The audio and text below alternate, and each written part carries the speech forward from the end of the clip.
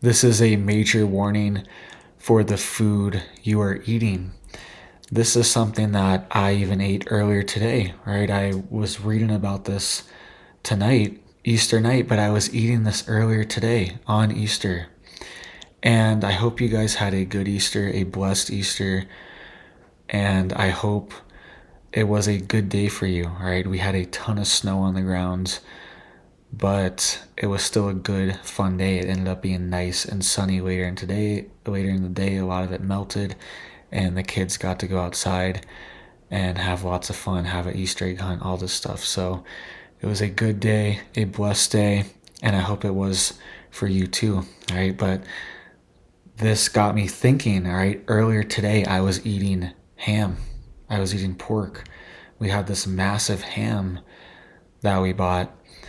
And then tonight, I'm reading about what they're putting in this ham, right? I was looking into this stuff, and I found out that they are putting this strange chemical in 60 to 80% of all the pork in the United States. And this might be even linked to the obesity epidemic, right? Because what this chemical does, and it's banned, by the way, in 160 countries, right, including Russia, China, and their European Union, right? It's banned all over the world, but it's in up to 80% of the pork in the United States. And I was just eating some of this earlier today. We had an early dinner. And then now I'm reading this, and it's crazy, all right?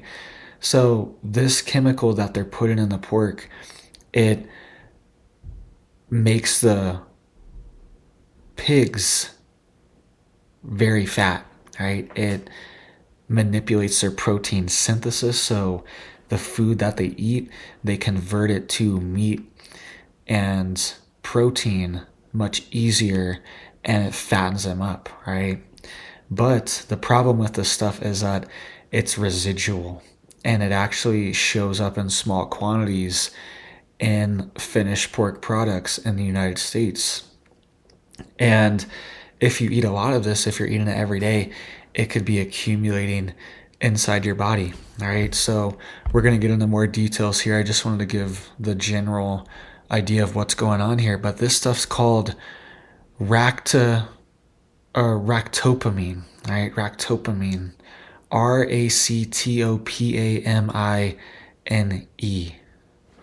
Ractopamine. And this stuff has been banned in 160 countries, including EU, China, Russia, and Taiwan, due to concerns about human health, animal welfare, and environmental impacts. And it says that ractopamine increases protein synthesis and reduces fat deposition, leading to leaner carcasses and faster weight gain. Studies show it improves feed conversion efficiency by 10 to 20% in swine when added at 5 to 20 parts per million during the finishing phase, the last 21 to 28 days before slaughter. So they load these pigs up with this ractopamine, and it's banned because the EU is saying that they don't think any level is safe for it to be in humans, and there's residuals from this, and they use it at the finishing phase. So it's not like they use it right in the beginning and the pig has months to clear this out.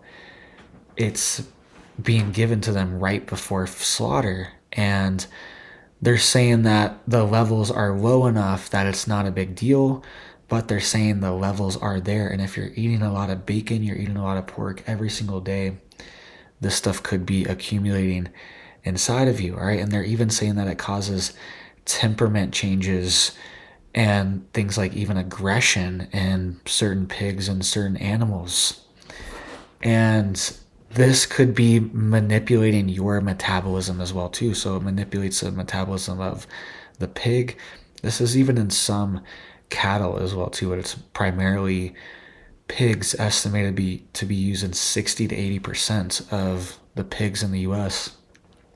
And it even changes their temperament, all right? Causes more aggression and more hyper activity, right?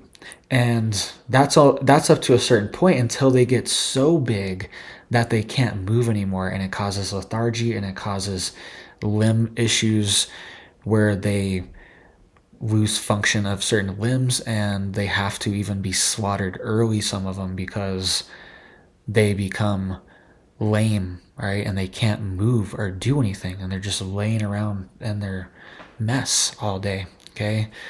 So you're eating this stuff too. And it's banned in all these countries for a reason, right? They wouldn't just ban it for no reason. It's because they want to protect their citizens. But in the US, for some reason, it has blanket status to do this. And it also creates problems for our pork producers because certain countries, they actually will ban US pork. And it's specifically because of a lot of these chemicals and products that are in our pork and in our food supply. All right, this happens with multiple different crops. Some corn crops are banned in certain countries from the US because of GMOs and also because of glyphosates that are sprayed, and the GMOs make them resistant. Genetically modified organisms, the corn, the soybeans, they're modified to be resistant to things like glyphosate, weed killer, which has been linked to other side effects, right? Potentially even things like cancer. I'm not saying 100%, but there's been lawsuits, there's been a lot of stuff related to that. And it creates issues for us on the international markets as well too. Our farmers are not as competitive because they're selling these products with banned chemicals inside of them, right? Thankfully, the US has a big domestic pork market, but at the same time now we're just eating it, right? I was just eating a giant ham earlier. We had an 11-pound ham. This thing was crazy. And it was only $11. It was only 99 cents per pound. And I was like, how is this only $11? And now I know why, all right? Because it was filled with this stuff and it was beefed up, and it's abnormally, unnaturally big, right?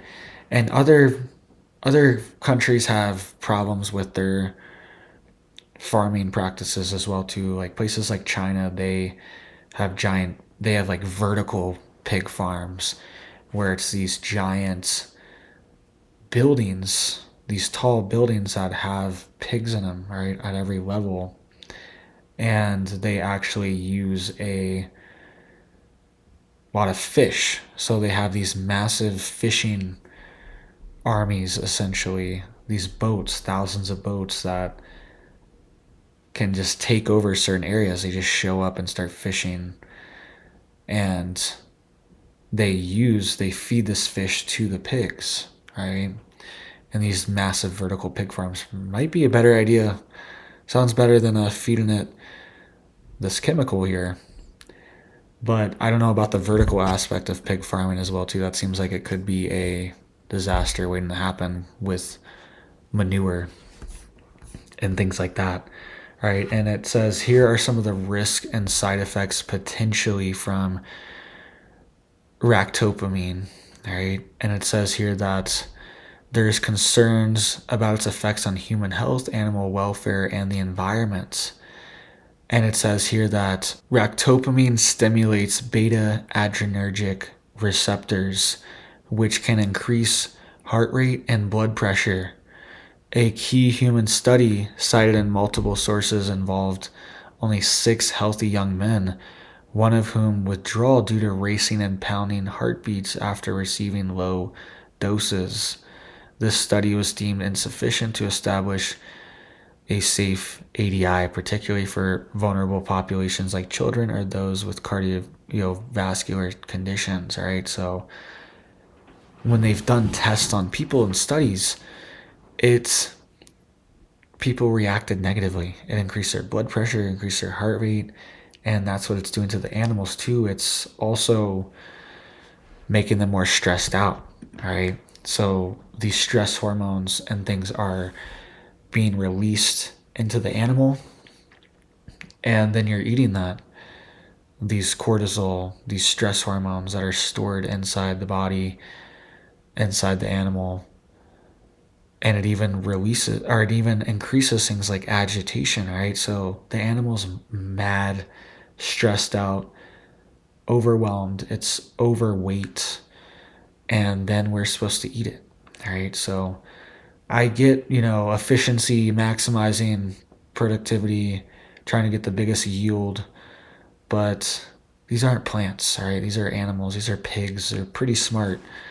And we don't want to be doing that to our animals. We don't want to be eating them. We want to be at least treating them decently, all right? If we're going to eat this meat, it's not good for us to eat either, right, in the long term. And especially when it's filled with these chemicals, right? And this is just one thing. We're just diving deep into this one chemical here. And maybe it's, preventing you from like losing weight or something along those lines. Who knows if you're eating too much ham or too much bacon or whatever. Could be one of those things that's affecting you. You could have accumulations of this inside your body. And it says here that reports from China claim that over 1,700 cases of poisoning since 1998 linked to consuming ractopamine treated pork, though these may involve organs with higher residual levels, which are consumed more in some cultures, right? So the stuff accumulates more in things like the liver, right? The detoxing organs are getting higher levels of ractopamine, and it's accumulating there more, and also in the lungs as well too. For some reason, there's reports of pigs' lungs having increased levels of this compared to just their normal muscle tissue. So for some reason, the ractopamine wants to settle in certain organs more than others, and they're saying that China,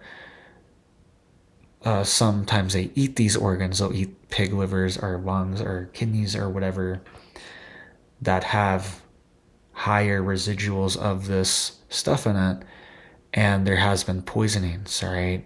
That's probably part of the reason why they have banned it, because it affects people there more, because they're eating these certain organs that have higher levels of residuals.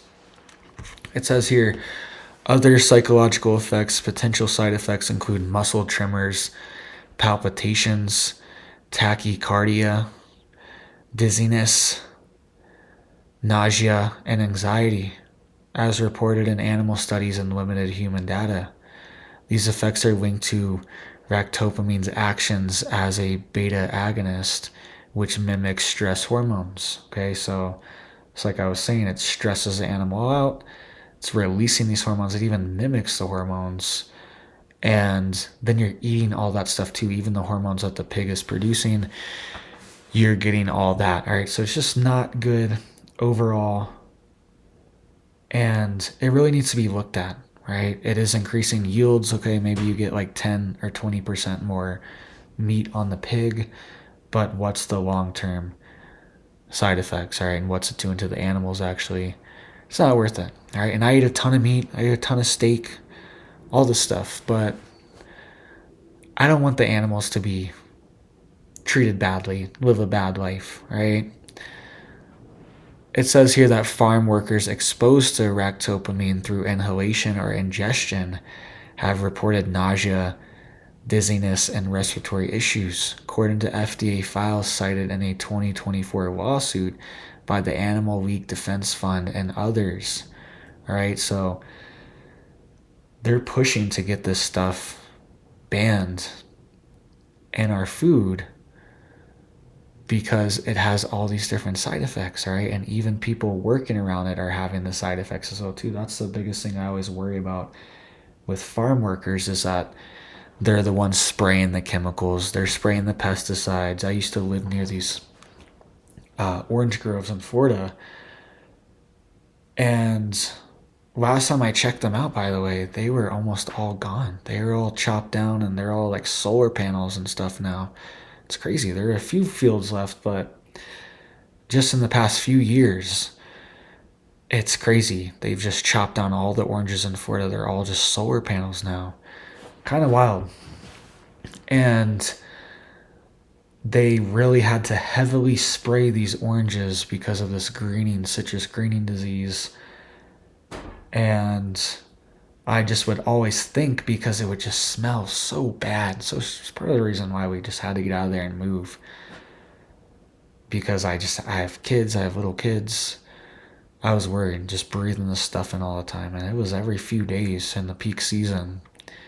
And they would spray all night, right? So it'd just be a blanket fog over the area. And I understand, trying to farm, but at the same time, what's the cost here? And I think they've realized that. That's why they've converted a lot of these things to solar panels, because it just wasn't affordable using all these pesticides. And they just weren't getting the yield either. It just wasn't worth it. But it's sad. I don't want to see that happen, but it's just reality. But I would always think about the farmers and these tractors that were spraying and just thinking, man, they are just breathing that stuff in for hours. They'd be spraying these big fields for hours. And it'd be humid. At nighttime, be wet. So this cloud would just kind of sit there. It wouldn't really go anywhere. And it would just stick to everything too, because everything's kind of wet already from the humidity a little bit. And then it kind of just joins together and just sticks to everything.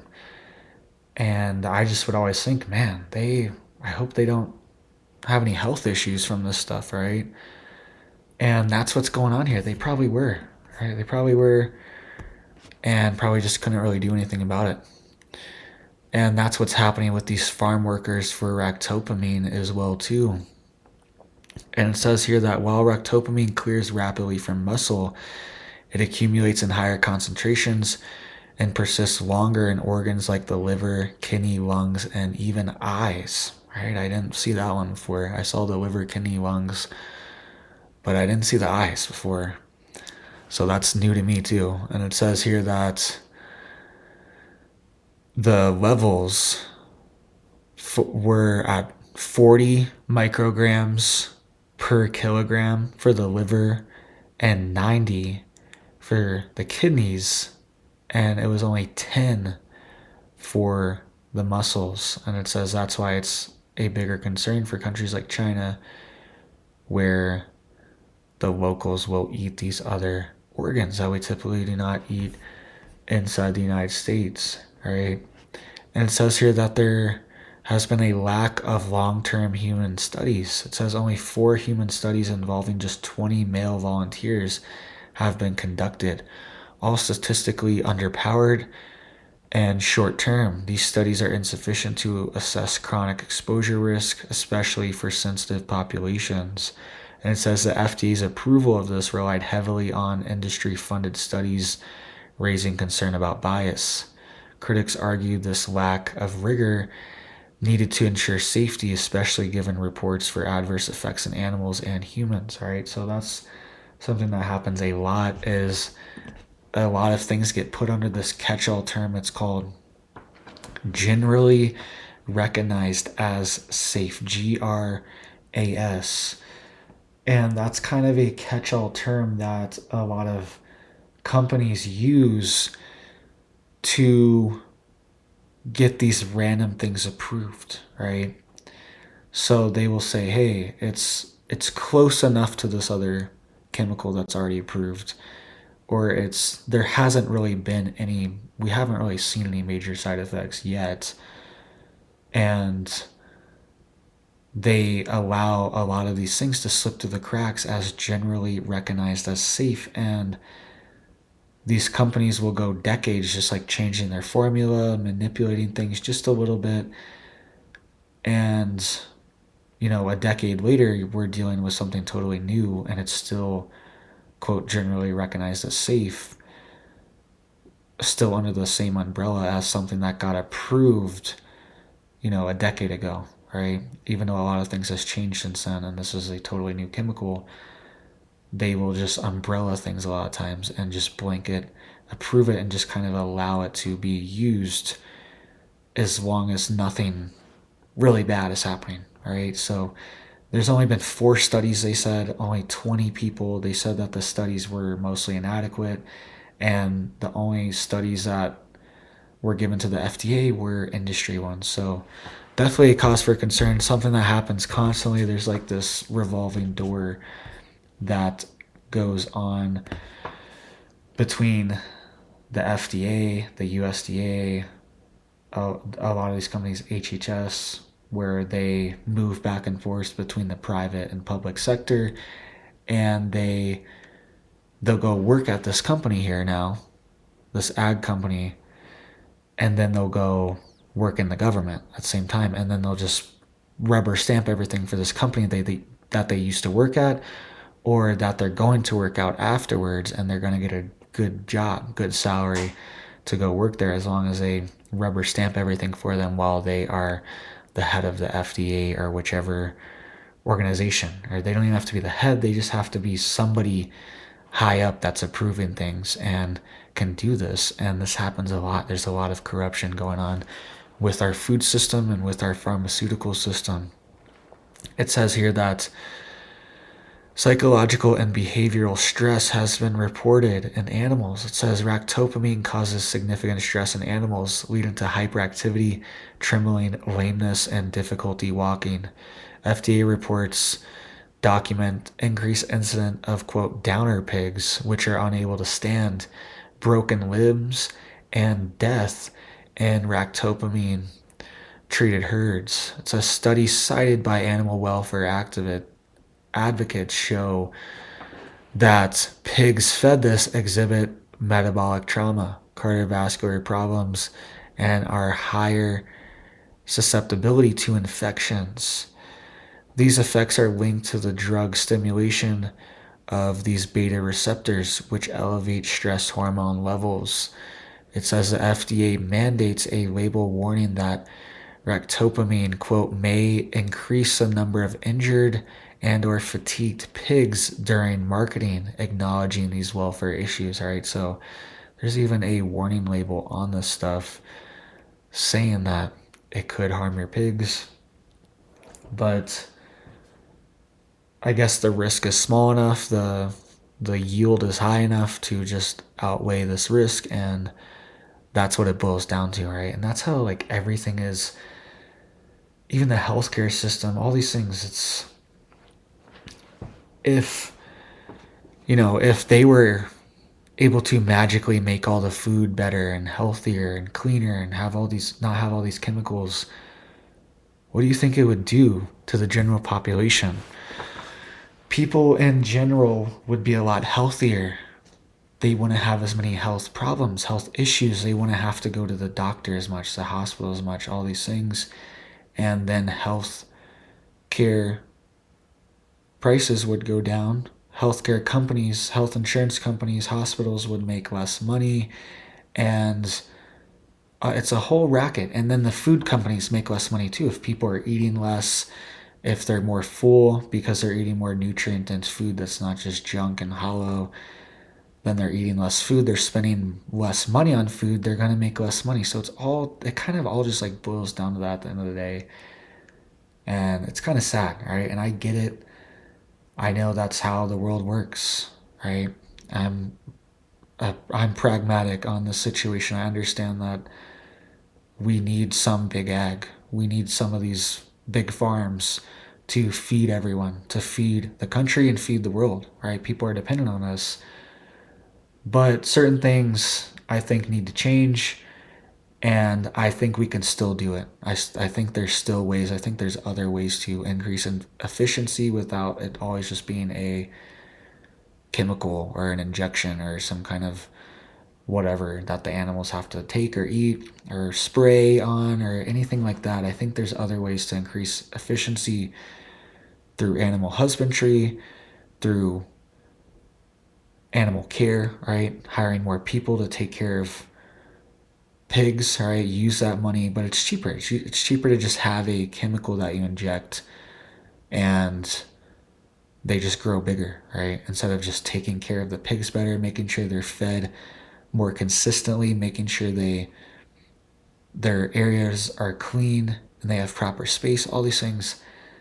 It's harder, but there are ways to increase efficiency, I believe, without just always doing this. And sometimes you're going to reach a maximum efficiency level for your operation. Sometimes you can only produce so much pork on so many acres with so many hogs, and that's just how it is. And I don't think we should be injecting these experimental chemicals into our food just to increase yields like 10%, 20%, something along those lines. I think we should just have more farms, right? Have more pig farms, have more opportunities for more people to get into the game. That 10 or 20% that people need, that's now just coming from this one farm, that could be somebody else's farm, right? That fills the gap for that. They have hogs too. They're going to make up that 10% that you're growing from this injection, right? I know that's not perfect here, but there are other ways to do things. Other countries are doing it. China's feeding 1 billion people. They do import a lot of food, but Europe's feeding their people. We have the best farmland, the best soil, the most fertile soil in the entire world, most productive farmland in the world, right? Produces the most amount of food.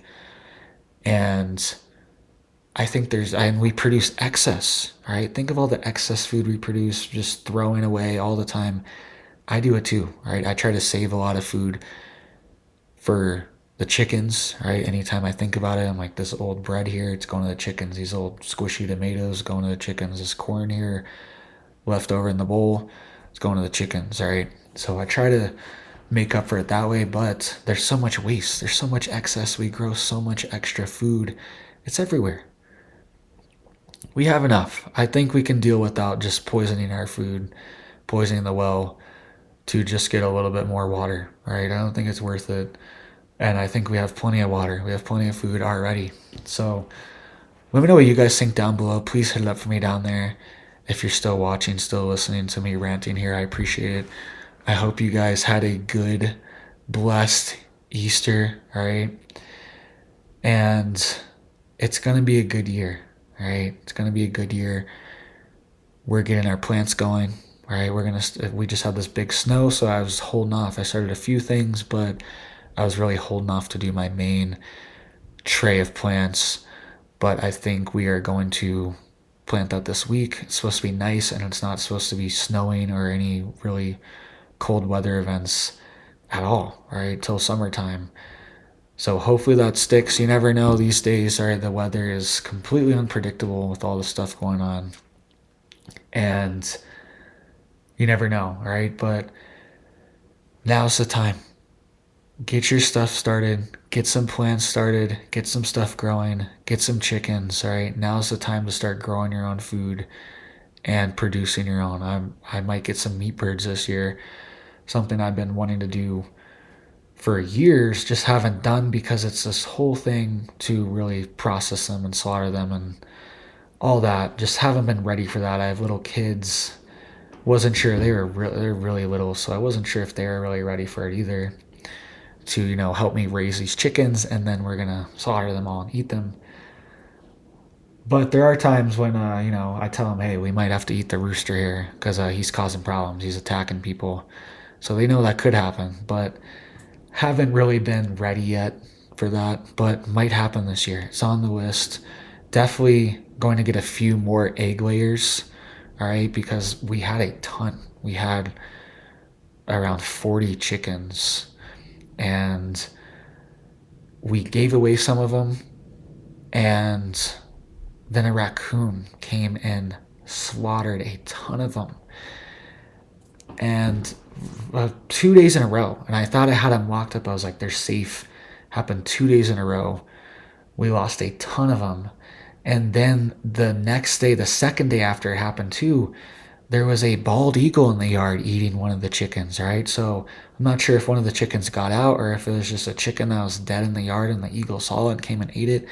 But literally a bald eagle in my yard eating my chickens. Okay, so you got to be ready for these things.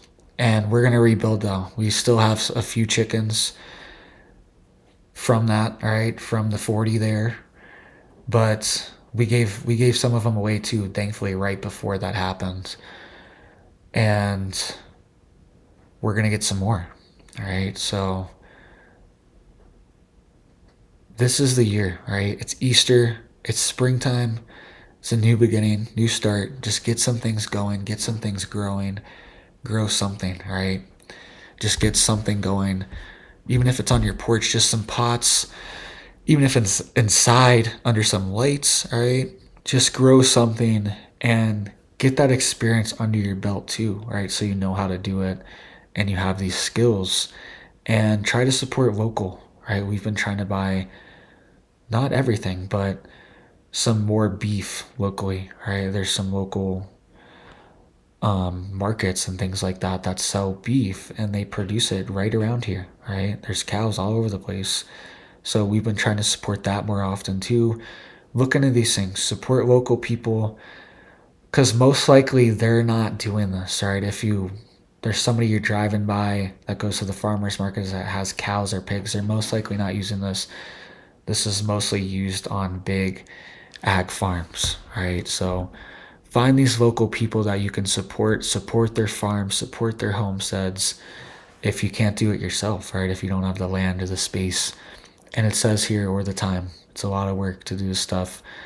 And if you can give your money to these people doing it, they will really appreciate it, right? I used to do farmers markets and do market gardens and all that stuff and sell to restaurants and all that stuff years ago, right? Before 2020 and all that stuff really blew up, the farmers markets and restaurants and all that stuff for a few years. That stuff just collapsed, and I had to figure something else out to do because all that revenue dried up in 2020. And it says here that in 2014, a study from Texas Tech and Kansas State universities found a quote 80% increased risk of death in cattle treated with the related beta agonist Zilmax. So this is very similar. These are all protein synthesis manipulators, and Zilmax is very similar to ractopamine. It says ractopamine's effects are less severe though, so it seems like it hits cattle even harder for some reason than the pigs.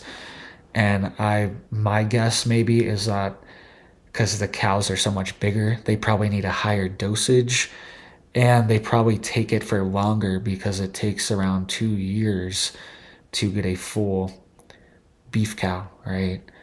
And that's if everything goes right. So maybe they're taking the dosages for longer, there's more accumulation, and they're taking a way higher dose too because the cow weighs a lot more than a pig does. And maybe just at that level, it causes just like a heart attack or something along these lines in the cows, right? And it says here that there's bioaccumulation and ecosystem impacts as well too. It says ractopamine residuals in animal waste can enter waterways, potentially affecting aquatic organisms. Studies on fish species show psychological and toxicological effects, including altered growth and reproduction, raising concerns about environmental safety. All right, so that's something that always happens with these chemicals is like the fish and the frogs, the aquatic life, the amphibians, they are most heavily affected for some reason. And it's probably because they're just living in it, right? They live in the water. So when the stuff bioaccumulates in the water, they're just like constantly, it's like a part of them. And it's probably more readily absorbed into their body through the water because they're just soaking in the water all the time, right? So that's probably something along those lines. I don't know. But that's what makes most sense to me is that it's like if the water you're drinking is filled with this stuff constantly, then it's going to affect you more. They're constantly drinking this water, interacting with it, living in it. And I think that's why we see these effects happen first and things like frogs. We've seen this before, things like atrazine affecting frogs, even affecting their gender and their hormonal production in frog, and potentially even changing gender the frogs will due to excess exposure exposure to things like atrazine, right? Sorry, I'm getting tongue tied here, trying to think of all these chemicals and different things, but atrazine, it's very similar. It accumulates in the waterways, affects the frogs, affects the fish, all these things. So let me know what you guys think down below. Please hit it up for me down there. Helps to get these warnings out just so people know what's going on. This stuff's banned in 160 different countries. So shouldn't the US be like at the forefront of these things? Shouldn't the US be the healthiest and have the highest standard, things like that? And we really don't for certain things. And I don't know why. The only reason really is potentially corruption, right? Or somebody's getting paid, getting a kickback to approve these things. So thank you guys. Hope you guys are staying safe, staying prepared out there. Hope you guys had a good Easter, a blessed Easter. I hope you have big blessings for your life, your family, and I hope you have a big old blessed day.